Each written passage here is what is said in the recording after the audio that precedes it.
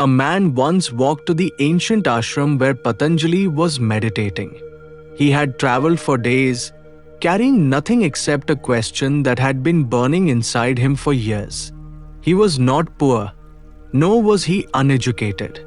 He had read scriptures, attended lectures, practiced meditation. Yet, the problem remained the same. His mind kept chattering. He could control his body, but not his thoughts. He could keep his eyes closed, but not his imagination. He could sit still for hours, but inside he would be boiling.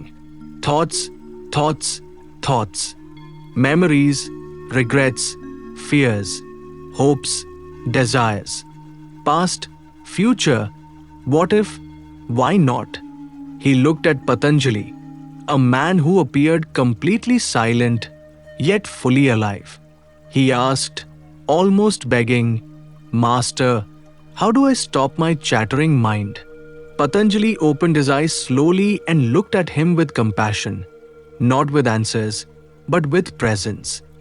The man expected a technique, a strategy, maybe a mantra. Instead, Patanjali spoke a sentence that changed everything. You do not stop the mind. You stop identifying with it. The man looked confused. "Master, I don't understand. My mind keeps talking. Why can't I stop it?" Patanjali smiled gently. When the river flows, do you jump to stop its water? Or do you simply sit on the bank and watch the flow? The man said, "I watch the river, Master. I don't fight it." Patanjali said, "Good. Now do the same with your mind. Mind is not a problem. Your relationship with it is." The man shook his head. "Master, are you saying thoughts are not the problem?" Patanjali said, "Thoughts are just clouds. They come and go. But you, your awareness, are the sky. Clouds change. The sky does not." He continued, "The problem is not that there are clouds. The problem is that you keep thinking you are the clouds. You keep chasing them, holding them, fighting them. And in all this, you forget you are the sky." The man sat quietly. Silence began to sink in. The mind chatters because you keep speaking to it. Patanjali asked, "Tell me, when your mind speaks, who is it speaking to?" The man thought for a moment. "To me, Master. It speaks to me." Patanjali gently said, "That is the illusion. The mind is talking, but it is not talking to you. It is talking to itself. You overheard the conversation, and now you think you are involved."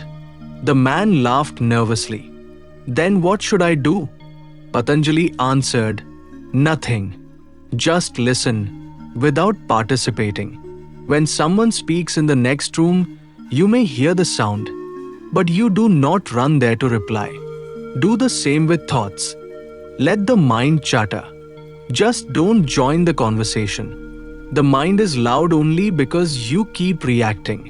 Patanjali explained, "If a fire burns and you keep adding wood, it will grow bigger. If you remove the wood, the fire dies naturally. In the same way, when a thought appears and you react, that reaction becomes fuel. You think about it, analyze it, suppress it, judge it, and it grows stronger. But if you stay as a witness, quiet, aware, untouched, thoughts burn out on their own." The man whispered, "So, Master, I don't have to stop the mind." Patanjali smiled. "You don't stop the mind. You stop believing that every thought is you. You are not the thinker. You are the one who witnesses thinking." The man looked deeper. He had believed all his life that the mind and the self were the same. But now, something new was being born, a separation. Not artificial, not forced, but natural. Like waking up from a dream. Patanjali continued in a calm voice. "When you dream at night, you believe the dream is real until you wake up.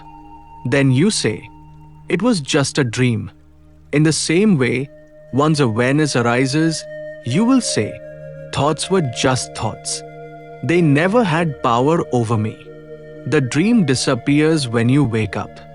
The mind's grip disappears when you become aware.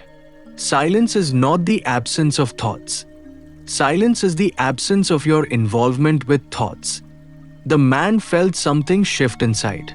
For the first time, he looked at his thoughts, not as enemies, not as problems, not as truths, just as passing clouds. There was no need to fight them, manage them, organize them, or destroy them. Just watch.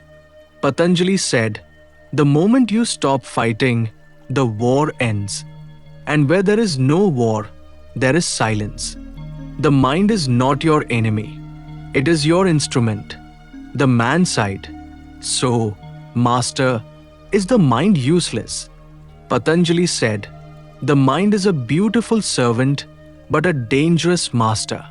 Let it help you in daily life, but do not let it define your identity. Use the mind when needed. Put it down when done. Just like you use your phone, but you don't keep it glued to your hand forever. Freedom is not when the mind is silent.